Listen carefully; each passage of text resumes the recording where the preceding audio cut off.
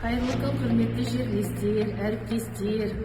Қазақстан Республикасы бойынша 2024 жылда жаңа Наурызды тойлау, Наурызнама концепциясы жарияланды. Олай болса, бүгінгі қасиетті жұма күні 15 Наурыз қайырымдылық күні деп белгіленген.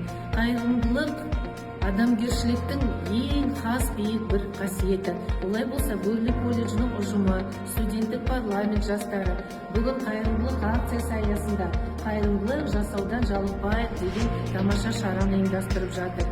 Осы Бөрлі колледжінде білім алып жатқан қаншама студенттер, қызмет жасап жатқан қызметкерлер, оқытушылар бар. Баршасы осы акцияға қатысып, өздеріне қажетті деген заттарды ала алады. Қайырымдылық жасаудан жалықпайық, жүректеріміз мейірімге толы болсын.